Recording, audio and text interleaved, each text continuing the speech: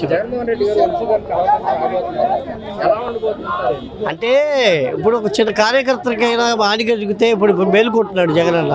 ఎందుకంటే లోకడ జరిగిన తప్పిదాలన్నీ చేసుకుని ఆయన అందరినీ కాపాడుకోవడానికి బయలుదేరాడు. ఇప్పుడు అది బయలుదేరాడు కాబట్టి ఈరోజు ఈ జనాన్ని కలుగుతుంది. అది ఇప్పుడు జగన్మోహన్ రెడ్డి గారు అధికారంలో ఉన్నప్పుడు జనాలు వచ్చారంటే అది ఒక వేరుగా ఉంటుంది. ఇప్పుడు అతను అధికారం కోల్పోయారు, 11 సీట్లకే పడిపోయింది. ఎందుకని జనాలు వస్తున్నారంటే ఆయన చేసిన అభివృద్ధి పని కనపడలేదు ఎవరికి ఇంతదాకా. ఇప్పుడు కనపడింది కాబట్టి నాయకుడే ఒప్పుకున్నారు. జగన్ ఆల్రెడీ చేశాడు, ఇక మాదే ఉంది చేసుకునే బడ్జెట్ లేదు మా దగ్గర అని చెప్తున్నారు.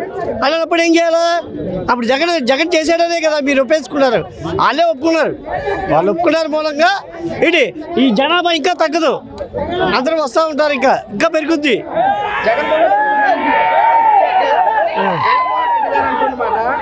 మొత్తం డైవర్షన్ పాలిటిక్స్ చేస్తున్నారు అని చెప్పేసి ఎవరు? జగన్మోహన్ రెడ్డి గారు అక్రమంగా మా నేతల పైన అరెస్టులు చేస్తున్నారు, డైవర్షన్ పాలిటిక్స్ చేస్తున్నారు అంటున్నారు. అది రుడిమారుగా కనపడుతుందిగా. టీడీపీ అన్నమాట వైఎస్ఆర్ కాంగ్రెస్ పార్టీలో అధికారం ఉన్నప్పుడు వంశీ కానివ్వండి, కొడాల నాని కానివ్వండి, వీళ్ళంతా కూడా అక్రమంగా అన్యాయంగా ఎక్కడ పడితే అక్కడ దోషేసుకున్నారు కాబట్టి మేము ఇలాగ అరెస్టుల పర్వం మొదలు పెట్టాము, అరెస్ట్ చేస్తున్నాం అంటారు. ఎంతటి కరెక్ట్ అంటారు? నిజంగా వాళ్ళు జనాలకి సంక్షేమం ఇవ్వడానికి డబ్బులే సరిపోయినాయి, రూపాయి కూడా ఎక్కడ మిగలలేదుగా, దోసుకోవడానికి ఎక్కడా లేదుగా. వీళ్ళు కావాలని వాళ్ళని ఇరికిస్తున్నారు అంతే. అంటే అన్యాయంగా ఏమి ఇరికించట్లేదు, చట్టపరంగా న్యాయంగానే మేము తీసుకెళ్ళాము అని చెప్తున్నారు. చట్టపరంగా ఏం లేదు, అక్కడ ఆయన పట్టుకొచ్చాడు సత్యవర్ధన్ అని, ఆయనే చెప్తున్నాను, నేను అరెస్ట్ చేశారు. జగన్మోహన్ రెడ్డి గారు కూడా అంటున్నమాట ఇచ్చిన పథకాలు డైవర్ట్ చేయడానికే, ప్రజల మనసును మళ్లించడానికే ఇలాంటి అక్రమ కేసులు పెడుతున్నారని చెప్పేసి నిజమేనంటారు? సంక్షేమం ఇస్తా ఉన్నారు, ఎవరికి ఇవ్వలేదు కదా.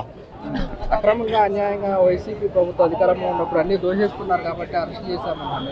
లేదండి, కక్ష సాధింపుగా చేస్తున్నారు. అన్యాయంగా అక్రమంగా కేసులు పెట్టేస్తున్నారు. అందువల్ల అది జగన్మోహన్ గారు వంశీని గారిని పరామర్శించడానికి వచ్చాడు. మరి ఇప్పుడు ఈ నేపథ్యంలోనే గుడివాడ మాజీ ఎమ్మెల్యే కొడాల నాని కావచ్చు, పెద్ద నాని కావచ్చు, ఇలా కూడా రంగం సిద్ధం అవుతుంది, అరెస్ట్ అయ్యే అవకాశాలు కనబడుతున్నాయి. రంగం సిద్ధం అంటే ఇది ఒక్కొక్కళ్ళు కక్ష సాధింపు, ఒక్కొక్కళ్ళు మొదలు పెడుతున్నారు. కక్ష సాధింపుగా మొదలు పెడుతున్నారు. అది కక్ష సాధింపుగా మొదలు పెడుతున్నారు. జగన్మోహన్ రెడ్డి గారు కూడా అంటున్నమాట ఇచ్చిన పథకాలు డైవర్ట్ చేయడానికే ఇలా అక్రమంగా అరెస్ట్ చేస్తారని చెప్పేసి. అక్రమం అంటే డైవర్ట్ చేయడానికి సూపర్ 6 ఇచ్చారు, కానీ సూపర్ 6కి ఎవరు అరెస్ట్ చేసి అల్లజడి చేసి చేస్తున్నారు. అంటే సూపర్ 6 అమలు చేయడానికి రాష్ట్ర ఖజానా ఖాళీగా ఉంది, అందుకోసం అమలు చేయలేకపోతున్నారు. అర్థం చేసుకున్నారు. ఒక ఎక్స్ ఎమ్మెల్యేగా ఆయనకి జరిగిన అన్యాయానికి సానుభూతి ప్రకటిస్తూ రాష్ట్ర మాజీ ముఖ్యమంత్రి మేము అండగా ఉన్నామని చెప్పటానికి ఎక్స్ సీఎంగా వచ్చి పలకరించి వెళ్ళటం వల్ల ఆయనకి, వల్లభనేని వంశీ గారికి, ఆయన ఫ్యామిలీకి ఇప్పుడు వచ్చిన ఈ జన సమీకరణ ఈ 5,000 మినిమం ఉంటారు, వీళ్ళందరినీ ధైర్యాన్ని నింపటానికి జగన్మోహన్ రెడ్డి గారు ఇక్కడికి వచ్చారు. నెక్స్ట్ ఓకే, ఇప్పుడు జగన్మోహన్ రెడ్డి గారు అధికారంలో ఉన్నారంటే జనం వచ్చారంటే అది ఒక వేరు. జగన్మోహన్ రెడ్డి గారు అంటే వైఎస్ఆర్ కాంగ్రెస్ పార్టీ అధికారం కోల్పోయింది, ఆయన మాజీ సీఎం సాధారణ ఎమ్మెల్యేగా ఉన్నారు. ఎంతమందిని జనం రావడానికి గల కారణం ఏంటని మీరేం చెప్తారు? అసలు అధికారం కోల్పోయింది అంటే పవర్లో ఉన్నప్పుడు పిగ్గు కూడా అందంగానే కనిపిస్తుంది. పిగ్గు మీన్స్ పంది. అలాగా జగన్మోహన్ రెడ్డి గారు ఇక్కడ అధికారంలో లేరని ఎవరు అనుకోవట్లా, ఆయనే ముఖ్యమంత్రి అనుకుంటున్నారు. ఎందుకంటే జనాల గుండెల్లో ఆయన చేసిన మంచి పనులు ఉంది కాబట్టి ఈ ప్రజారాధన. అధికారం లేదని నేను అనుకోవట్లేదు, ఇక్కడ ఎవరు అనుకోవట్లేదు. నెక్స్ట్ ఓకే, జగన్మోహన్ రెడ్డి గారు మంచి పనులు చేశారని చెప్తున్నారు మీరే. జగన్మోహన్ రెడ్డి గారు అంటే మంచి పనులు చేసినా కానీ ఎందుకని వైఎస్ఆర్ కాంగ్రెస్ పార్టీ 11 సీట్లుగా పడిపోయిందని మీరేం చెప్తారు? సార్, ఓటింగ్ అనాలిసిస్ అని ఉంటాయండి. 151 వచ్చిన వాళ్ళకి 11 వచ్చారంటే ప్రతి నియోజకవర్గంలో మై ఒపీనియన్ 20 to 30,000 ఓటింగ్ ట్రాంపరింగ్ జరిగింది. అది 100%. బ్యాలెట్ ఓటింగ్ 100% మీద వెళ్తే రియల్ ఓటింగ్ అనేది అప్పుడు తెలుస్తుంది. 1,40,00,000 ఓటింగ్ జగన్మోహన్ రెడ్డి గారు ఉన్నప్పుడు 11 సీట్లకు పరిమితిని ఎలా అనగలుగుతారు? ఇంకొకటి ఈ పాయింట్కి ఇప్పుడు కూటమి ప్రభుత్వంలో కేంద్రంలో ఉన్నది బీజేపీ గవర్నమెంట్, నరేంద్ర మోడీ గారు. కేంద్రంలో నరేంద్ర మోడీ గారు బీజేపీ గవర్నమెంట్లో ఉన్నప్పుడు ఆయన సౌత్ రాష్ట్రాల్లో అధికారాన్ని చేపట్టాలని చంద్రబాబుని కలుపుకోవాలని ఎప్పుడు మోడీకి ఇష్టం లేదు సార్కి. అయినా పవన్ కళ్యాణ్ గారి ద్వారా మోడీ గారిని కల్పించి చంద్రబాబు కూటమిలో కలిపించడం వల్ల కేంద్ర గవర్నమెంట్ వాళ్ళ అధికార దుర్వినియోగం చేయించుకుంటూ ఈవీఎం ట్యాంపరింగ్గా వచ్చిన గవర్నమెంటే తప్ప అది నిజమైన గవర్నమెంట్ కాదు, నిజమైన గెలుపు కాదు, నా ఒపీనియన్. ఓకే, మరి ఇప్పుడు ఈవీఎం ట్యాంపరింగ్ జరిగిందని మీరు అంటున్నారు, ఒపీనియన్ చెప్తున్నారు. వైఎస్ఆర్ కాంగ్రెస్ పార్టీ అధికారంలో ఉంది కదా, మేము ఎలా ఈవీఎం ట్యాంపరింగ్ చేస్తామని కూటమి ప్రభుత్వం అంటున్నమాట. వైఎస్ఆర్సీపీ అధికారంలో ఉన్నప్పుడు మేము ఎందుకు అలా ఈవీఎం ట్యాంపరింగ్? ఎప్పుడు 2019లోనా మీరు అనేది? ఇప్పుడు మీరు ఈవీఎం ట్యాంపరింగ్ అన్నారు కదా, ఇప్పుడు మొన్నటి వరకు కూడా వైఎస్ఆర్ ఎలక్షన్ కోడ్ వచ్చిన తర్వాత అధికారంలో ఉన్న గవర్నమెంట్ పవర్ చెల్లదు. ఎమ్మెల్యే అయినా కార్యకర్తతో సమానమే. కేంద్ర గవర్నమెంట్ అండదండలు ఉన్నాక, కూటమి ప్రభుత్వంలో ఉన్నాక వైఎస్ఆర్సీపీ గవర్నమెంట్ అధికారంలో ఉన్నా అధికారం లేనట్టే.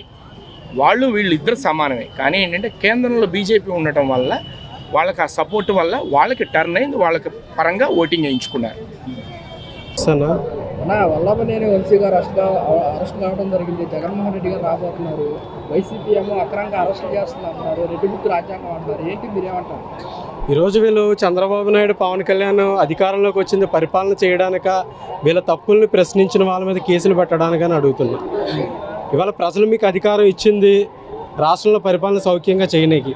ఇవాళ మీ తప్పులను ఆ రోజు వంశీ గారు ప్రశ్నించారని చెప్పి రోజు ఆయన అక్రమంగా అరెస్ట్ చేయడం జరుగుతుంది. ఇది చాలా తీవ్రంగా మొత్తం విజయవాడ జిల్లా ప్రజలు ఖండిస్తున్నారు.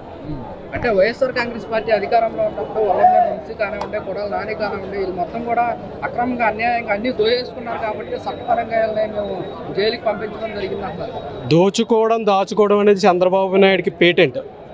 అది వేరే వాళ్ళ మీద పెట్టి, ఎందుకంటే చంద్రబాబు నాయుడు అవినీతి మీద ఒక బుక్కే ఉంది, బాబు జమానా అవినీతి ఖజానా అని. సిపిఐ పార్టీ వాళ్ళు రాశారు. ఈయన అవినీతి గురించి మాట్లాడతాడు. ఇవాళ అవినీతికి ప్యాంటు షర్ట్ వేస్తే చంద్రబాబు నాయుడు. ఈయన అవినీతి గురించి మాట్లాడితే దెయ్యాలు వేదాలు వల్లించినట్లుంది. మరి ఇప్పుడు జగన్మోహన్ రెడ్డి గారు అలాగే పరామర్శించడానికి వస్తున్నారు.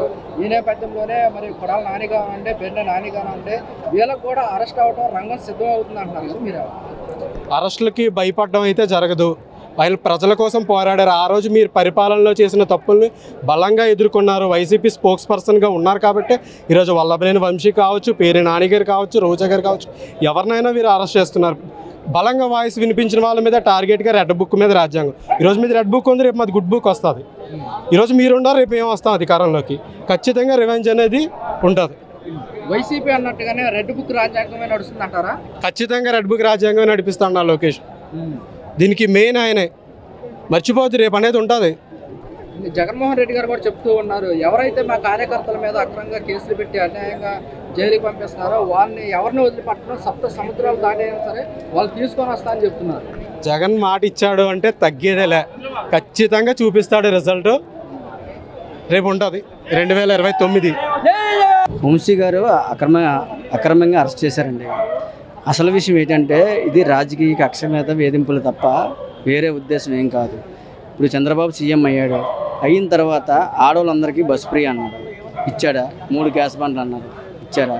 ఆడవాళ్ళందరికీ కలిపి ఇంటింటికి డబ్బులు వేస్తానన్నారు, ఇచ్చారా? ఈరోజు నాకు 2 ఎకరాల భూమి ఉంది, రైతు భరోసా వచ్చేది, అన్నదాత సుఖీభావ వచ్చిందా? రాలేదు. ఏ ఒక్క పథకం కూడా అమలు చేయలేదు. ఈ ఒక్క పథకం అమలు చేయడం కాకుండా ఈ అక్రమ కేసును తప్పించి వేరే ఉద్దేశం ఏమీ లేదు.